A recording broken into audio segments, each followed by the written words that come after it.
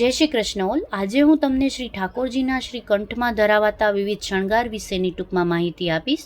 ઠાકોરજીને ઉત્સવ કાળ પ્રમાણે શણગાર ધરાવવામાં આવે છે. તો સૌપ્રથમ તો એમના કંઠમાં ધરાવાય છે આ કંઠેશ્વરી. આને હાસ કહેવામાં આવે છે. આ મોતીના માલા છે. આને મોતીની 3ની જોડ માલા કહેવામાં આવે છે.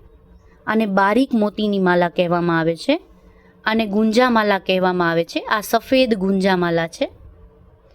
આ સિવાય ઠાકોરજીને કંઠમાં નવગ્રહી હાર, ચંદ્રહાર, તિલકહાર, વાઘનખો હાર, ત્યારબાદ જડાવ કંઠલા, મોતીના કંઠલા વગેરે ધરવામાં આવે છે.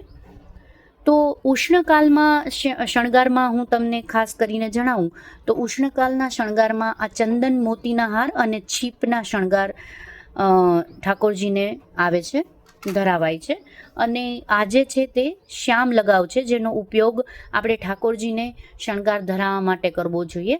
કેમ કે જે સફેદ લગાવ આવે છે આ સિવાયનો, તો એ થોડો ચીપચીપો હોય છે. જે મેં અહીંયા ઉપયોગ કરેલો હતો તો એ થોડો ચીપકી જાય છે.